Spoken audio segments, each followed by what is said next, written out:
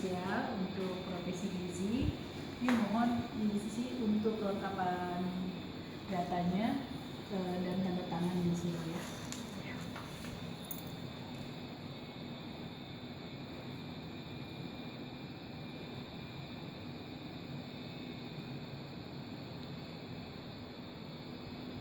Nanti kedatangannya di komite. Saat ini saya akan memperkenalkan dulu dari Mitra Bestari, teman-teman komite juga. Diperkenalkan sebelah saya ini sebagai Mitra Bestari 1, Mitra Bestari 2, Bapak Sugiarto, dan ini dari komite Ibu Junaina. Selanjutnya, insya Allah Bu Titi sudah tahu ya maksud tujuannya pertemuan kita saat ini. Insya Allah kita akan melaksanakan kredensial untuk tenaga profesi ibu, tenaga gizi. Dan saat ini insya Allah sehat Bu? Alhamdulillah sehat. Insya Allah kalau udah sehat, insya Allah langsung kita mulai aja ya. Untuk referensi nanti mungkin bisa membantu pada saat panggil Ibu Titin menunggu kesulitan. Oh iya, mohon maaf, Ibu referensinya namanya siapa Bu? Oh iya, dengan Brani. Selamat datang juga di komite. Langsung aja ya, Bapak dan Ibu kita mulai lanjutin di pelaksanaan kredensial ini. Insya Allah kita langsung mulai aja ya. Jadi di sini untuk ini saya mau bertanya dulu, verifikasi dulu dari segi pendidikan. Ibu pendidikan lulusannya dari mana Bu? Dari Universitas Brawijaya. Tahun lulusnya boleh tahu? 2014 ya. Ibu udah punya STR? Sudah. STR dan SIK-nya udah ada? Betul ya? SIK-nya belum, baru STR-nya. Tapi Ibu tahu nggak STR-nya Ibu yang mengeluarkan dari mana? Dari Jawa Timur kebetulan sih, bukan dari dan jadi Ibu ngurusnya dari sana ya. Oke. Dari ini kita verifikasi juga kan Ibu kebetulan sudah menuliskan tentang perincian kewenangan profesi Ibu. Nanti kita verifikasi juga dengan Mitra Bestari. Jadi di sini terkait kewenangan Ibu, di sini Ibu minta saya ambil contoh satu aja ya. Ibu bisa menjelaskan nggak tentang apa sih asuhan gizi yang Ibu mengerti tentang asuhan gizi? Ya. Ibu bisa jelaskan tentang asuhan gizi yang bisa dilakukan apa aja? Di rawat inap biasanya kita melakukan pengkajian asuhan gizi itu dengan metode ADIME itu dari A-nya asesmen, B-nya diagnosis gizi, I-nya intervensi, M-nya monitoring, I-nya evaluasi. Sebelum melakukan asuhan gizi pastinya kita harus ke pasien untuk mengetahui apakah pasien itu ada alergi makan atau ada pantangan makanan. Setelah kita mengetahui hal tersebut, kita menganalisa riwayat makannya si pasien, apakah pasien itu terjadi penurunan nafsu makan atau tidak. Ketika sudah kita tahu, baru kita tulis di lembar asuhan gizi. Lalu kita tentunya pasti label nama itu harus sudah ada tercantum di dalam catatan asuhan gizi. Lalu kita tuliskan apa yang sudah kita dapat datanya di situ, lalu dimasukkan ke dalam medis. Berarti awalnya Ibu harus melakukan identifikasi dulu ya dari pasien nama. Udah tahu ya maksudnya identifikasi nama, nomor medis, tanggal lahir, ya.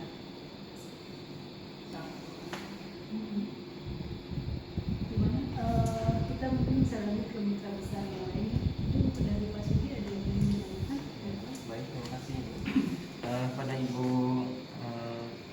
saya ingin menanyakan tentang kaitan dengan masalah asupan pelayanan gizi. Sejauh ini apakah Ibu sudah mengetahui prosedur untuk pelayanan yang ada di asupan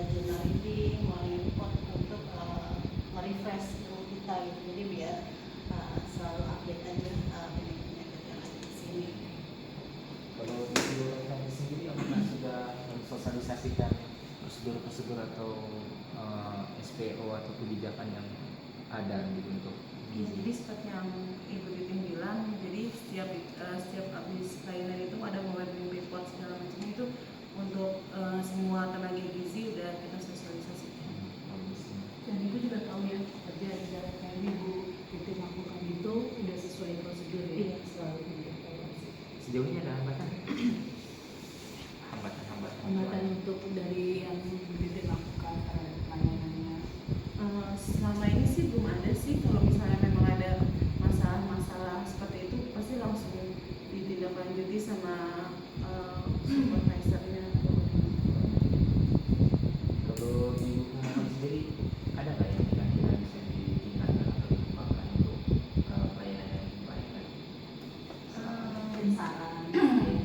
Sarannya sih biasa ini ya, karena kita agak kesulitan untuk mengembangkan mengajukan soal lagi mungkin atau mengadakan pelatihan atau mengikuti pelatihan itu agak sulit ditangani gitu.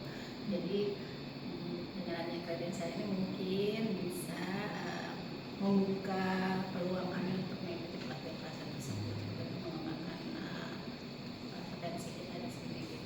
Bagus, bagus. Mungkin dari ibu komite ada pertanyaan terkait pemohon. Iya sih, bisa saja pertanyaan saya tentang Mbak Titin, motivasi masuk ke kerja di RSCM ini apa ya?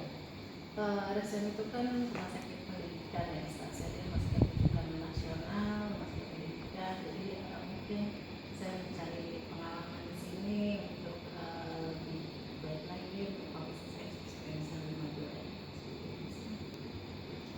Sebelumnya udah pernah dengar atau pernah tahu tentang pedoman perilaku pegawai di RSCM? Kemarin baru disosialisasi oleh Propdel kita dan sudah mengetahui terkait itu. Kurang lebihnya bisa menerapkan tidak dari 5 nilai budaya dan 15 perilaku utama dari pedoman perilaku pegawai itu. Memang di instalasi di sini itu di wilayah masyarakat bilang itu bahwa kan kita ada pertemuan berkala ya, dan itu selalu di refresh setiap kali pertemuan itu selalu menghafal. Dan di Kencana itu sendiri juga memang ada setiap bulan sekali ada kita sebut namanya 5R. Jadi selain mengetahui tentang nilai budaya itu, kita juga harus menerapkan 5R itu sendiri gitu. Jadi ya seperti kayak misalnya integritas itu apa yang kita pikirkan harus selaras dengan apa yang kita kerjakan gitu sih. Berarti merasakan ada manfaatnya ya? Iya pasti.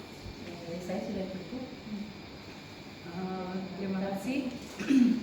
Mungkin kita sekian dulu ya dari pelaksanaan kredensial ini. Nanti akan kita evaluasi terkait dengan kewenangan komisinya dan sebagainya. Terima kasih atas kedatangannya di komite. Nanti moga-moga ada bagian kewenangan yang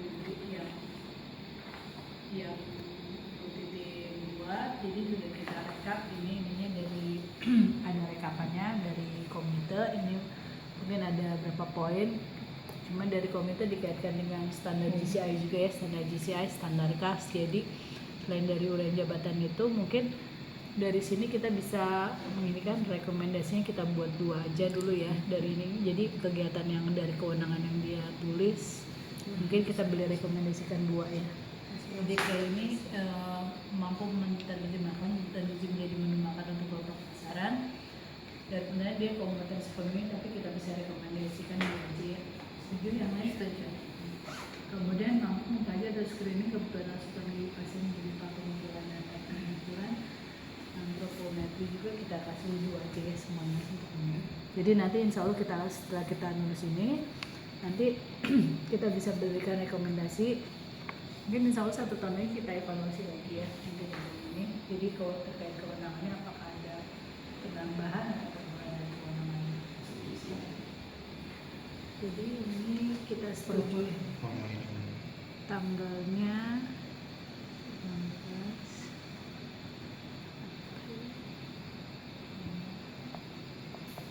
Berarti kita setuju ya, disetujui untuk ini ya, setujui. Kemudian perlu catatan atau enggak? Ya kayaknya perlu untuk pelatihan sih. pelatihan ya, Iya, penambahan tambahan pelatihan pelatihan setuju terkait dengan tentang Sama gizi. sekolah. katanya. Berarti ini ya disetujui untuk kewenangan klinisnya, untuk kewenangan klinisnya. Yang bersangkutan dengan catatan perlu penambahan pelatihan gitu ya. Perlu penambahan